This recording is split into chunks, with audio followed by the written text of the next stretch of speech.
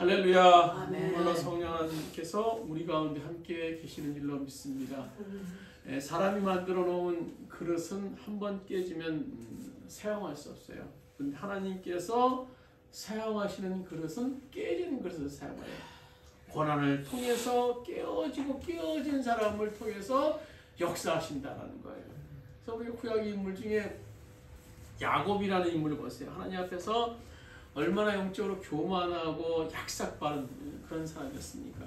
그런데 그를 외삼촌 집에 보내서 몇 년 동안을 다스리고 하셔서 그를 낫게 만드시고, 또 형과의 만남의 과정을 통해서 그 남은 자존심마저 다 깨어지게 만들어서 주님을 의지하는 사람으로 만들게 됩니다.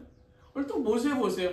모세가 그가 호화로운 그런 궁정 생활의 삶을 이제 마치고 주님께서 그를 사용하기 위해서 광야 40년을 보냈어요. 40년 동안 낮추셔서 이제 모세가 어떻게 됐습니까? 나는 이제 아무것도 할 수 없습니다. 완전히 깨어뜨려 버리신 후에 모세를 사용하는 것을 볼 수 있습니다.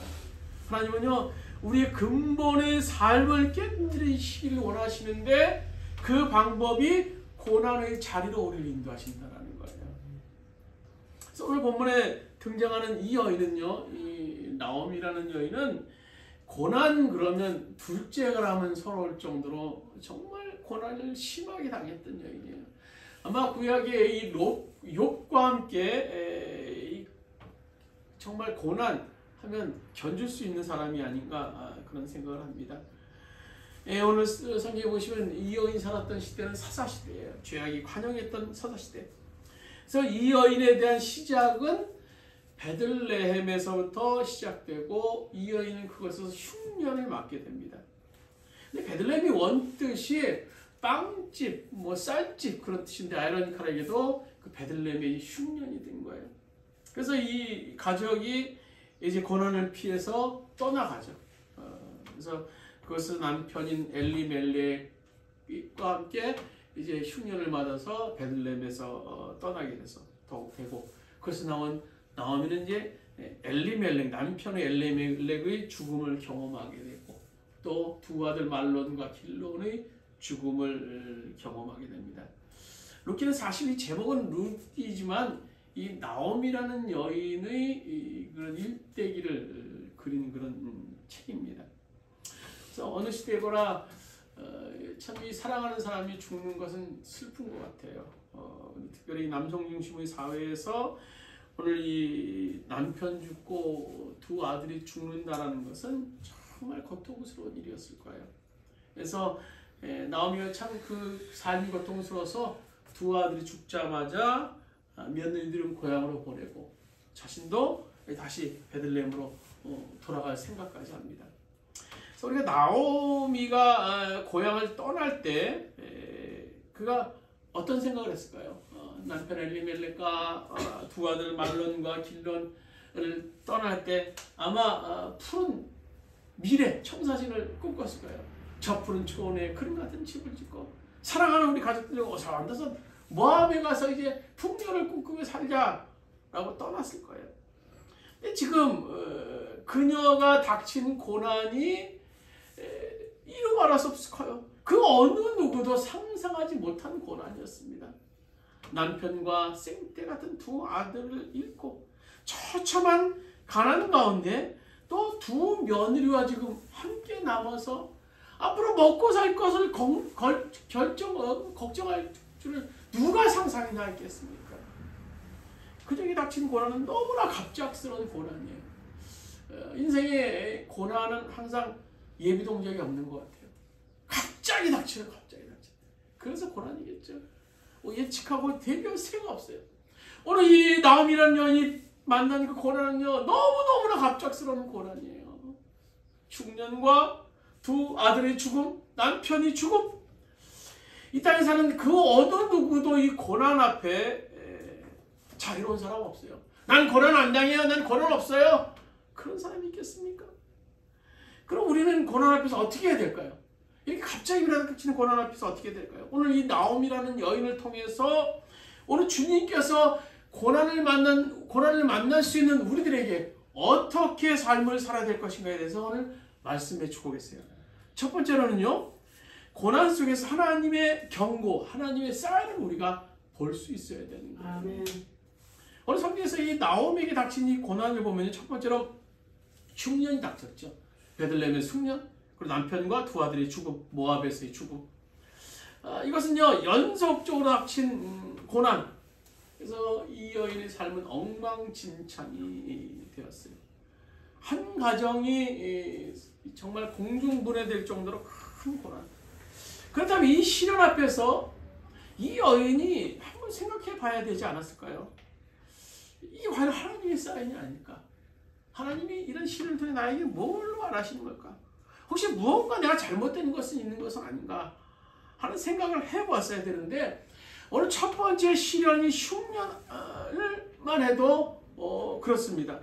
이 구약 성경에 나타나는 흉년이라는 것은요, 성경에 하나님의 징벌이에요. 하나님의 재앙, 하나님의 재앙. 나오미가 살고 있었던 시대는 사사시대입니다. 사사시대가 얼마나 죄악이 관영한 시대입니까? 사사기 마지막 절에 보시면요, 자기가 다 하나님인 세상이라고 해요. 자기가 다 하나님인 세상. 하나님이 없는 거죠. 막 이방신이 우상이 판치고 있는 그런 상황 속에서 흉년이라는 하나님의 경고는요, 어떻게 보면요, 너무나 당연한 것인지 당연한 것처럼 보일지 모르겠어요. 그렇다면 이 나오미와 엘리멜렉과 나오미의 가정이 그 흉년 앞에서 생각을 해봐야 되지 않겠습니까? 이 또 나오미와 이 엘리멜렉의 가정은요, 보통 가정이 아닙니다. 보통 믿음의 가정이 아니에요. 엘리멜렉의 가정은요, 야훼 하나님만을 전통적으로 믿는 것, 신앙의 명가입니다. 그래서 엘리멜렉이라는 이름의 뜻을 보면요, 하나님은 왕이시다 라는 그런 이름을 지을 정도로 그의 부모가 잘 믿었고 자손 대대로 신앙을 이어왔던 그런 가정이에요. 그리고 엘리멜렉이 그동안 거주했던 이 땅은요, 하나님께 조상 대대로 물려주셨던 그런 가나안 땅이에요. 약속의 땅, 언약의 땅입니다. 그렇다면 그들이 이 흉년 앞에서 생각해봐야 되지 않겠습니까? 또 그 하나님은 어떤 하나님이십니까? 오늘 구약에서 하나님이 계속 말씀하시는 것은요, 하나님 외에 다른 신은 없다라는 거. 하나님 외에 다른 신은 없다. 네가 풍요를 떠 위해서 저 모압 땅에 바알과 아세라 신이 있는 모압 땅에 가지만 그것은 아니라는 거예요. 왜? 하나님 외의 땅에 신은 없다라는 겁니다. 너를 풍요하게 하고 너를 살찌게 할 수 있는 존재는 없다라는 겁니다. 우리 신명기 6장 4절 5절 말씀, 우리 주고 있는 말씀 한번 같이 읽도록. 신명기 6장 4절 5절 말씀입니다. 이스라엘아 들으라. 우리 하나님 여호와는 오직 하나인 여호와시니 너는 마음을 다하고 성품을 다하고 힘을 다하여 내 하나님 여호와를 사랑하라. 이 말씀은 모세가 이제 이스라엘 백성 신세대들에게 한 말씀이에요. 이스라엘 백성들이 이제 새로 가야 되는 가나안 땅에는 거주민들이 이미 있었어요.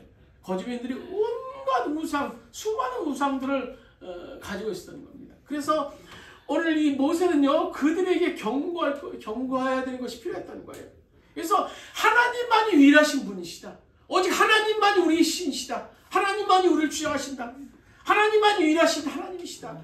그래서 끝까지 오늘 모세는요, 백성들에게 말씀해 주기로 하셨어요. 그렇다고 한다면요, 믿음의 가정이라고 할 수 있는 이 엘리멜렉의 이 가정은요, 자신이 살고 있는 땅에 임한 그 흉년 앞에서 어떻게 되었을까요? 아, 이건 경고구나. 그래서 하나님의 뜻을 더욱더 구하고, 내가 불순종한 것이 무엇인가, 우리 가정이 잘못된 것이 무엇인가, 이 민족이 잘못된 것이 무엇인가, 자신을 돌아봤어야 되는 겁니다.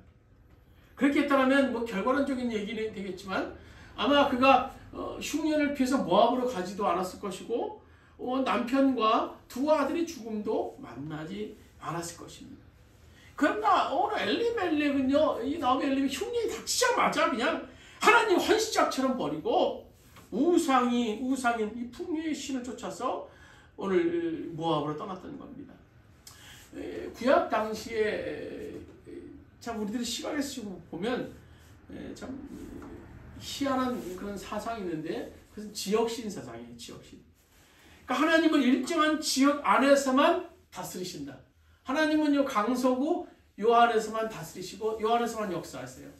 그래서 저기 강남을 가거나 저기 부산을 가면 거기를 관장하는 신을 또 섬겨야 된다고 생각해요. 로컬 갓. 지역신을 섬기는 그런 신앙이 팽배했어요. 그래서 믿음의 선진들 보면요, 뭐 야곱도 그렇고 요나도 그렇고 하나님의 낯을 피했다라고 얘기하는 것을 볼 수 있어요. 그러니까 그들도 역시 이것만 떠나면 하나님 안 계신다라고 생각했던 겁니다.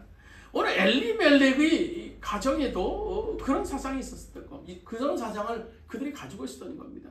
그래서 지금 엘리멜렉이 모압으로 떠나간다는 것은요, 단순히 그들이 뭐 먹고 살기 위해서 간다라는 그런 것보다 하나님보다 우상을 쫓아서 하나님보다 우상을 쫓아서 내가 섬겼던 하나님을 버리고 이주했던 것에 더 의미가 있었던 겁니다. 바로 하나님을 버리는 것이랑 마찬가지였어요. 이것은 오늘 우리들이 저지르고 있는 하나님에 대한 왜곡된 그런 신앙의 모습이에요. 이원론적인 신앙. 교회 와서는 믿습니다. 말씀 앞에서는 하나님만이 최고입니다. 마치 하나님의 자녀인 것처럼, 하나님의 제자인 것처럼 얘기를 하지만 세상에 나가서는 우리들의 삶의 모습은 어떻습니까?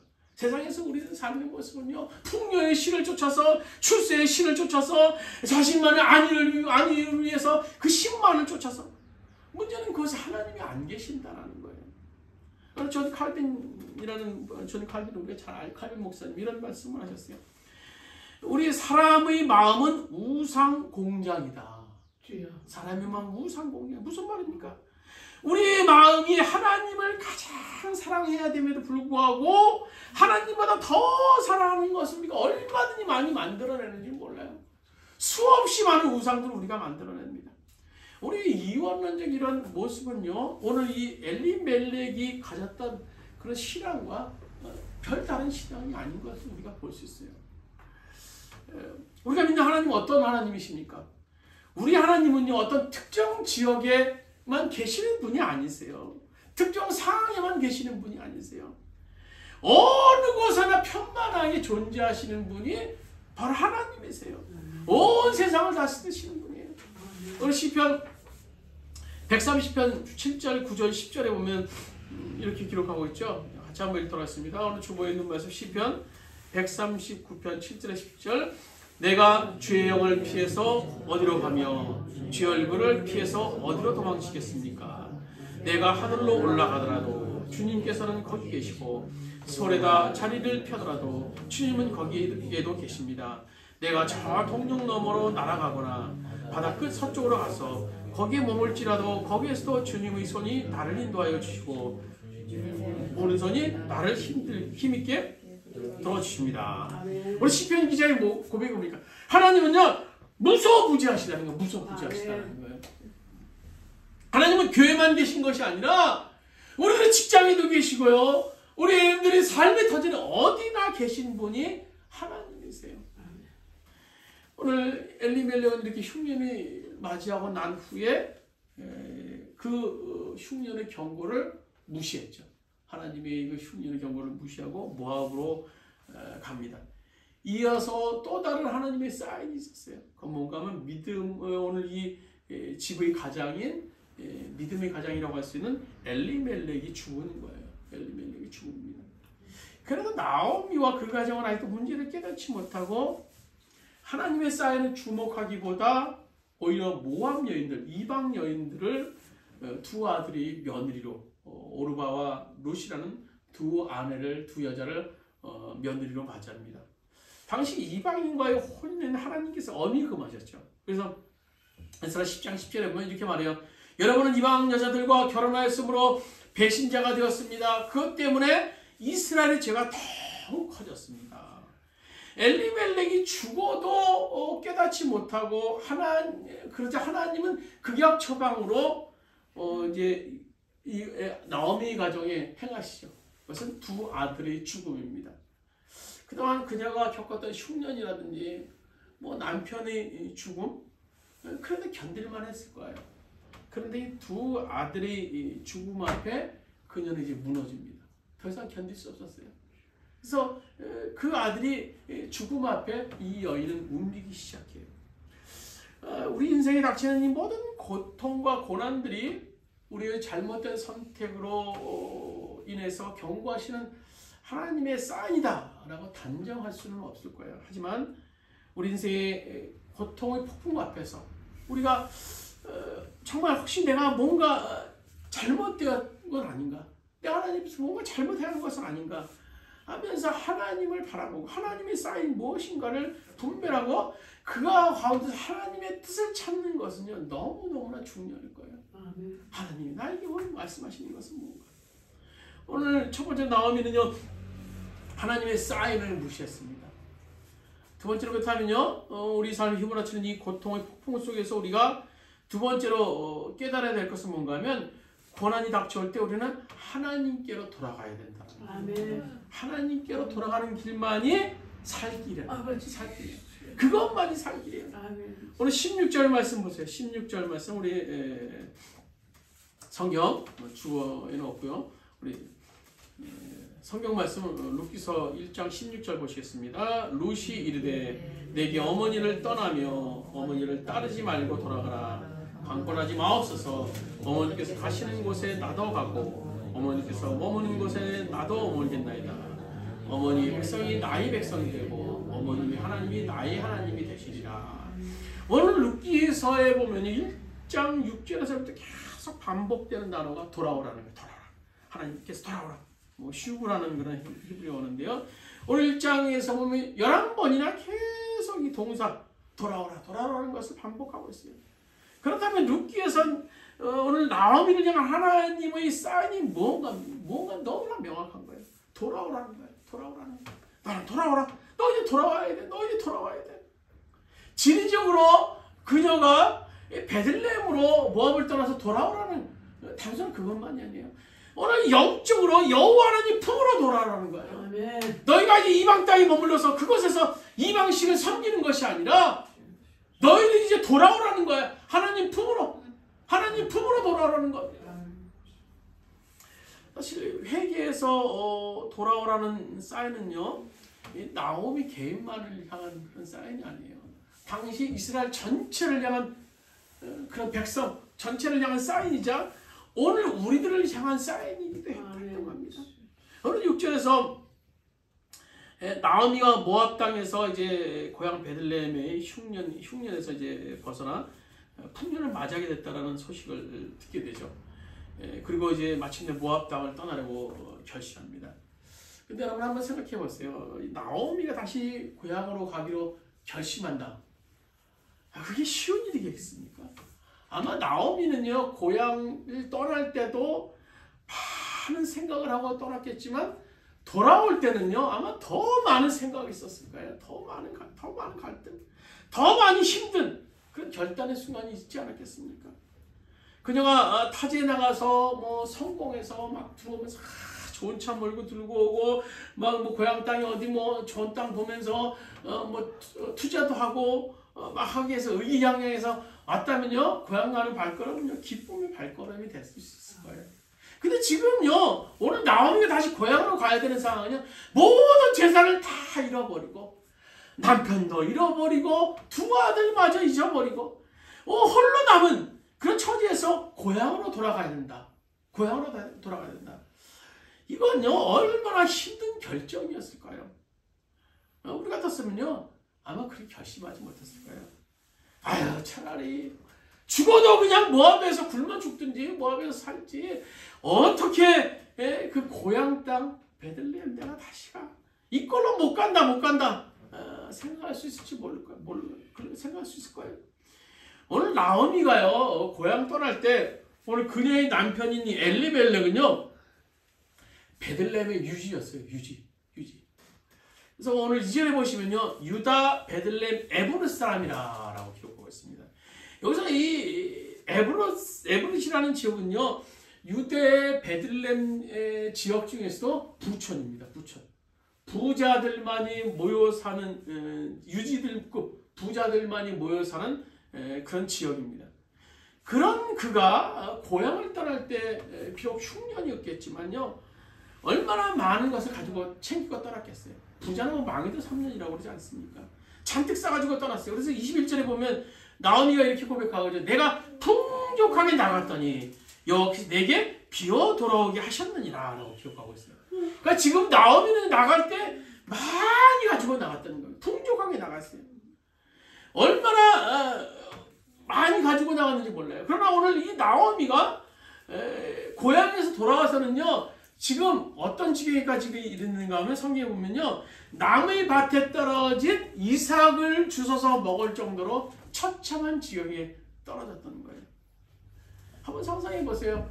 그 부잣집 마나님께서 지금 고향을 자제하겠다고 떠났는데 거지가 돼서 지금 고향으로 돌아온다. 얼마나 사람들이 손가락질하며 우습게 보겠습니까? 결국요, 나오미는 고향으로 돌아오긴 하지만 나오미의 예상대로 고향 사람들의 시선은 너무너무나 차가웠어요. 그래서 우리 19절에 보시면 어떤 사람은 나오미를 향해서 이렇게 말합니다. 이가 나오미냐? 이가 나오미냐? 그러니까 나오미가 이 거짓골하고 있는 이 사람이 나오미냐라고 조롱을 섞인 말로 얘기하는 거예요. 이 사람이 그 부잣집 유지급 그 엘리멜렉의 부인이냐? 이가 나오미냐? 이가 나오미냐? 조롱 섞인 말로 했던 겁니다. 그런 그들에 대해서 나오미가 뭐 대항했습니까? 그래, 내가 나옵니다. 내가 나옵니다. 어쩔래? 뭐 대항하지 않았어요. 오늘 그 여인의 외침을 한번 보세요. 오늘 20절에 보시면 오늘 성경 말씀 루키서 1장 20절입니다. 나오미가 그들에게 이르되 나를 나오미라 부르지 말고 나를 마라라 부르라. 이는 전능자가 나를 심히 괴롭게 하셨습니다. 내가 풍족하게 나갔더니 여호와께서 내게 비어 돌아오게 하셨느니라. 여호와께서 나를 징벌하셨고 전능자가 나를 괴롭게 하셨거늘 너희가 어찌 나를 나오미라 부르느냐. 이제 너희들은 나를 나오미라는 말은 뭡니까? 즐거움, 달콤한 그런 이름이에요. 나오미, 즐거움, 달콤이라고 부르지 말고 이제 마라, 쓴물, 신포도주 이렇게 부르라라고 오늘 당당하게 오늘 나오미가 그들에게 얘기하는 거예요. 이가 나오미냐는 외치는 그들을 향해서 대꾸하는 것이 아니라 오히려 하나님을 앞세워서 얘기하는 것을 보셨어요. 그녀가 고향으로 돌아오는 것은요, 단순히 먹을 것을 찾기 위해서 온 것이 아니라 하나님 품으로 돌아오기를 원했던 겁니다. 그래서 오늘 이것은 이 여인의 회개입니다. 회개. 내가 풍족하게 나갔더니 여호와께서 내게 비어 돌아오게 하셨느니라. 여호와께서 나를 징벌하셨다라고 기록하고 있어요. 그동안 베들레헴에서 부잣집 오늘 이 마나님으로 살아왔던 것, 여인의 자존심 다 내려놨어요. 다 내려놓고 나는 하나님 품으로 돌아가야 돼. 하나님 품으로 돌아가야 돼. 그것만이 내가 살 길이야. 그것만이 살 길이야. 그래서 여인이 철저하게 회개의 자리에 섰던 겁니다. 우리가 이 정도의 결단을 해야지 그게 회개가 아닐까요? 우리가 회개를 너무 쉽게 생각하는 경향이 있어요. 회개한다라고 얘기하면서요, 하나님 품으로 돌아간다고 얘기하면서 여전히 세상에 발을 들여놓고 하나님께 발을 들고 왔다 갔다 합니다. 회개의 진정한 회개는 뭡니까? 하나님만을 사랑하는 거예요. 하나님만을 사랑하는 거예요.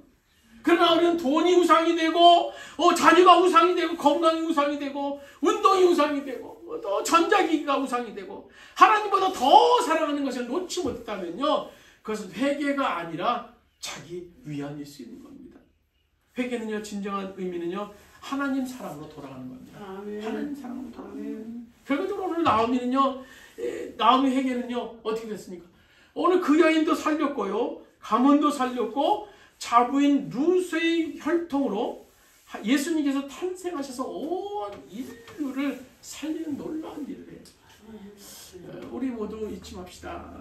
우리가 고통이 폭풍과 우리 몰아칠 때 첫 번째로 그 안에 담긴 하나님의 사인이 뭔가, 하나님 우리에게 경고하시는 것이 뭔가, 둘째로 하나님께 돌아가자. 그것만이 살 길이라는 거예요. 그럼 우리가 세 번째로 마지막으로 깨달아야 될 사실이 무엇일까요?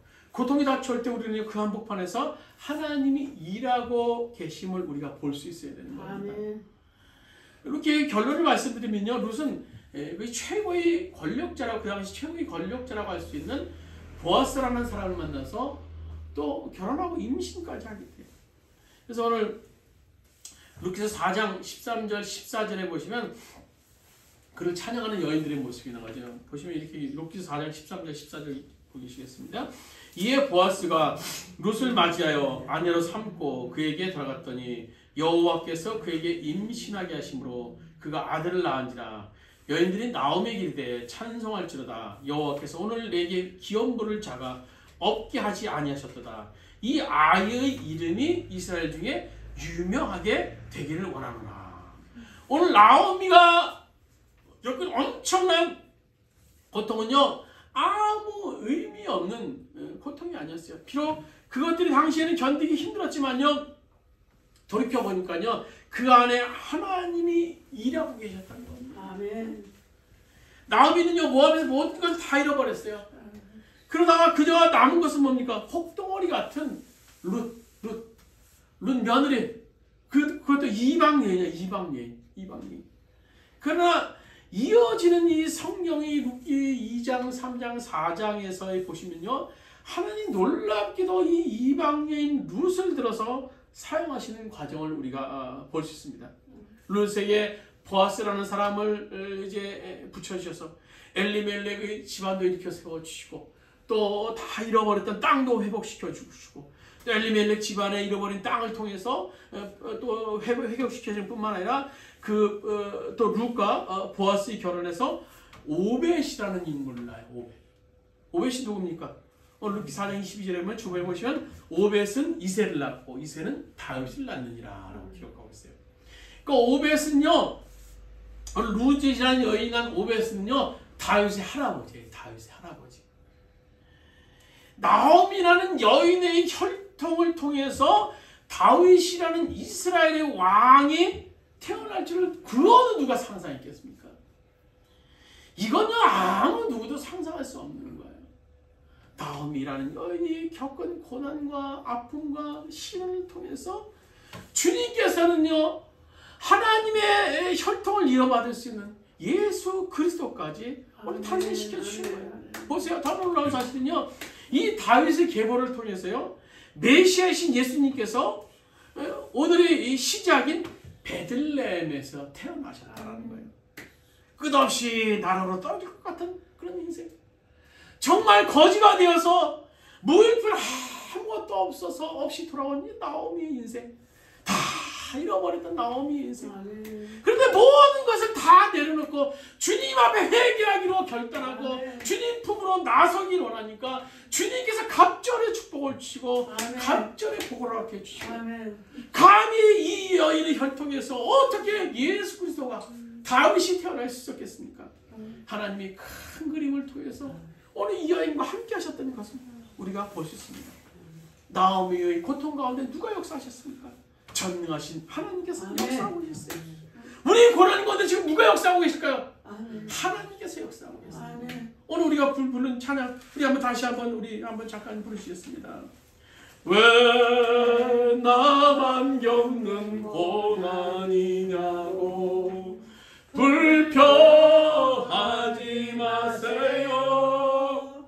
고난의 뒤편에 있는 주님이 주실 축복 미리 보면서 감사하세요. 너무 견디기 힘든 지금 이 순간에도 주님이 일하고 계시잖아요. 남들은 지쳐 앉아 있을지라도 당신만은 일어서세요. 힘을 내세요. 힘을 내세요. 주님이 손잡고 계시잖아요.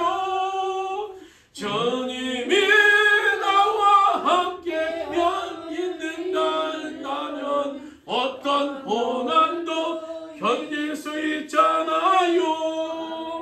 하나님께서는요, 나오미라는 여인이 그 큰 시련을 통해서 놀라운 일들을 행하셨다는 것을 보게 됩니다. 말씀 맺겠습니다. 고난이 몰아치는 이 폭풍 같은 이 세상 속에서 우리가 그 고난의 한복판 속에서 우리가 세 가지를 기억합시다. 첫째는 하나님의 사인. 이 고난 가운데 하나님의 사인이 무엇인가?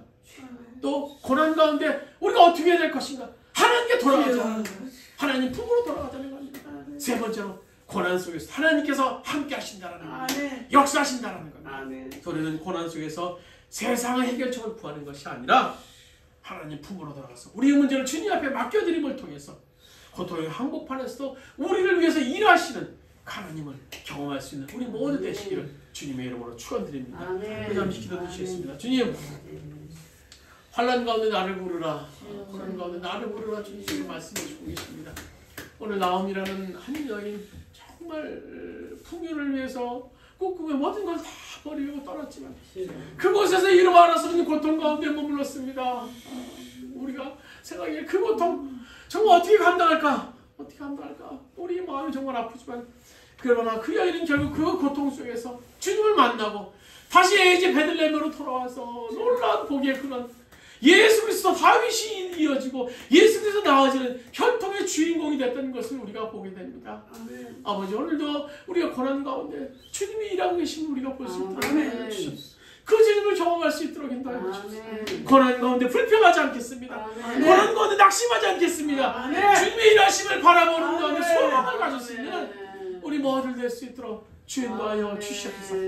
이제는 우리 주 예수 그리스도의 은혜와 하나님 아버지의 무한하신 사랑하시고 보혜사 성령님의 감동 내주시는 정이 오늘 고난 가운데 더욱더 주님을 바라보고 주님의 사인이 무엇인가 하나님 품에 돌아가기로 결단하며 하나님의 함께하심을 바라며 소망 가운데 머물기 바라는 우리 모든 주원의 성도들 머리 위에 그의 가정의 사업장과 직장 이민족이 이 땅의 모든 교회 위에 이제부터까지 함께하시기를 간절히 축원하옵나이다.